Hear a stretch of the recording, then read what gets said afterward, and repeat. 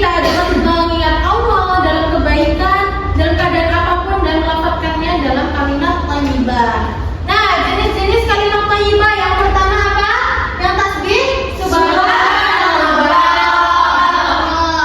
Selanjutnya tahmid alhamdulillah. Istighfar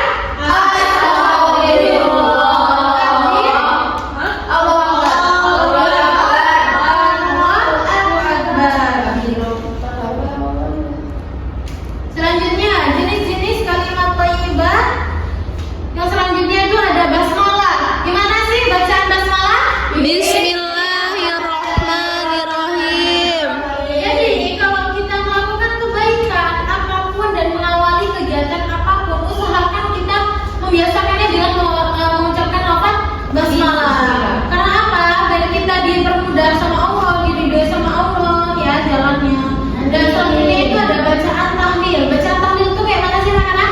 La ilaha illallah. Yang artinya tiada Tuhan selain Allah. Tuhan selain Allah. Jadi Allah itu Maha Esa. Jadi hanya Allah yang satu-satunya Tuhan kita. Yang selanjutnya itu Hauqullah. Itu la haula wala quwwata illa billah. Ya, gimana bacaannya? La haula wala quwwata illa billah. Selanjutnya ini tahlil. Salam. Assalamualaikum warahmatullahi wabarakatuh. Gimana? Assalamualaikum warahmatullahi wabarakatuh. Jadi anak-anak, salam itu mengucapkan salam itu hukumnya apa? wajib. Sunnah. Yang menjawabnya hukumnya apa? Wajib. Jadi kalau ada yang teman salam ketika masuk kelas atau gimana, jangan kita mengecokkan. Jangan biarin aku mau main HP aja, aku mau belajar ini aja. Ya, jadi kita sekiranya dengar salam, jawab, usahakan Jawab.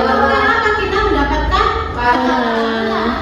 Keutamaan mengucapkan thayyibah itu yang pertama mendekatkan diri kepada Allah. Secara tidak langsung kita itu sudah membatasi diri kita dari hal-hal yang yang buruk, yang kotor, ucapan yang kotor.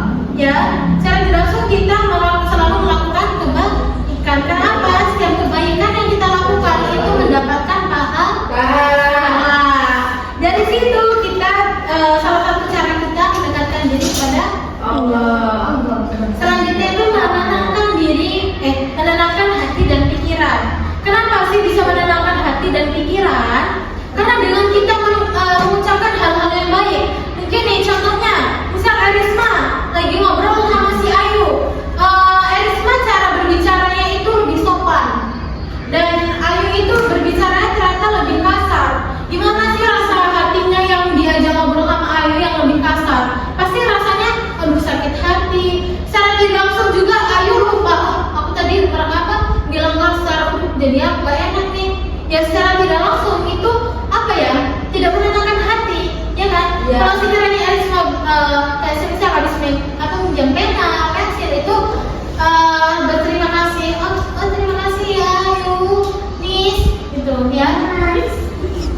Sama-sama.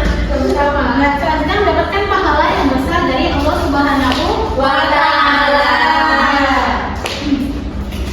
Selanjutnya itu waktu yang tepat mengucapkan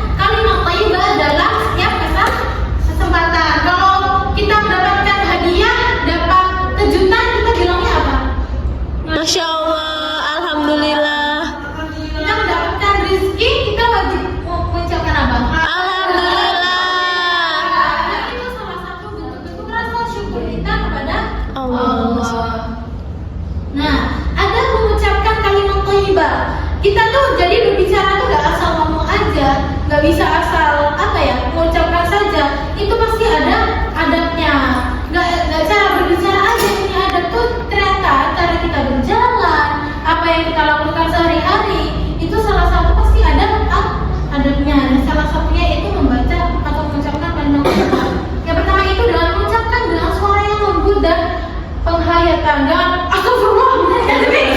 astagfirullah, astagfirullahaladzim gitu ya. Ya masya Allah, ya kayak gitu. Kalau bilang semuanya masya Allah, karena kesuksesan dia atau gimana jangan masya Allah. Terus sampai kayak ngejulidin, ya kan? Jangan gitu, saya tidak langsung temennya juga sakit hati walaupun itu kayak thayyibah. Ya. Lanjutnya itu mengucapkan dengan hati dan ikhlas, ya. Jadi kita saat mengucapkan kalimat thayyibah itu usahakan dari hal-hal yang kecil, ya. Misal kita melakukan kesalahan atau gimana, astagfirullah, usahakan dari kata-kata yang yang membuat kita jadi terbiasa, jangan dari kata-kata yang kotor segala macam itu karena menjadi kebiasaan. Lanjutnya itu mengucapkan dengan penuh kesadaran dan pemahaman. Selanjutnya itu menjaga lisan dari perkataan buruk dan sia-sia. Yang maksudnya buruk dan sia-sia itu gimana sih? Kayak semisal kita kayak menggibah, itu sama aja kayak kita apa loh yang keuntungan kita dari menggibah itu kayak mana? Cara kita ngejulit teman-temannya itu kayak mana? Itu kan nggak bermanfaat, ya kan? Dengan kita ngomong kosong itu kan nggak bermanfaat. Justru malah membalikan rasa sakit hati ke temannya, ya kan? Iya. Selain mengucapkan, kita harus perhatikan pelafalannya yang tepat, mengucapkan thayyibah. Mari kita praktikkan adab-adab ini agar ucapan kita lebih bermakna. Selanjutnya itu kisah teladan kalimat thayyibah. Jadi itu ada kisahnya. Ini salah satu kisahnya itu Nabi Yunus alaihissalam. Tahu kisah Nabi Yunus? Tahu? Tidak. Oke, di sini salah satu ceritanya itu mengenai kisah Nabi Yunus yang diselamatkan Allah Subhanahu wa taala karena mengucapkan la ilaha illa anta subhana inni kuntu minal zalimin, ya. Kisah seorang sahabat yang diampuni dosanya karena mengucapkan la ilaha illallah.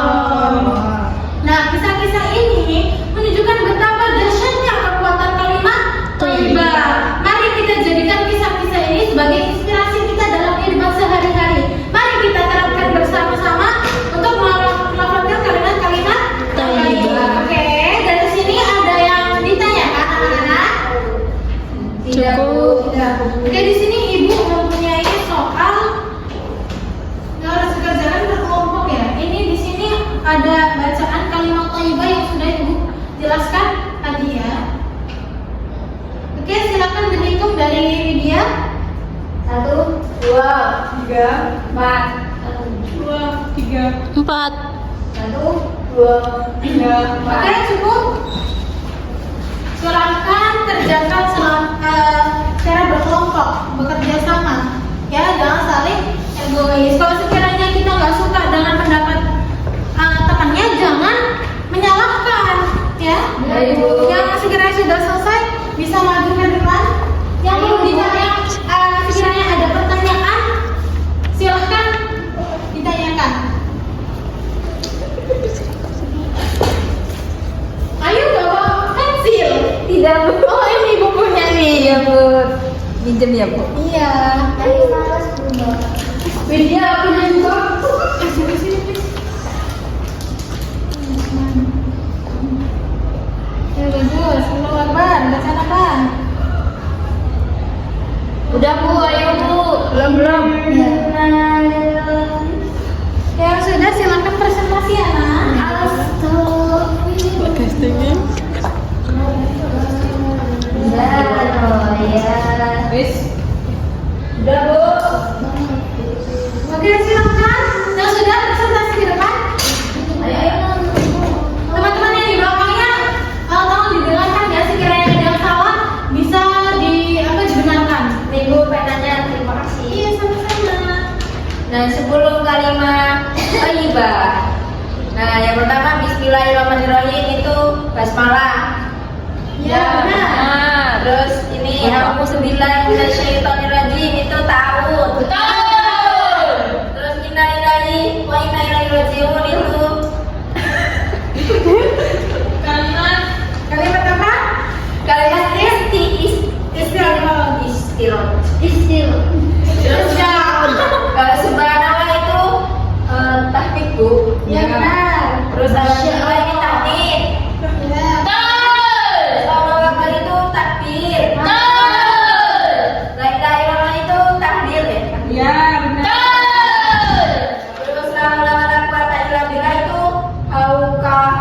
kalah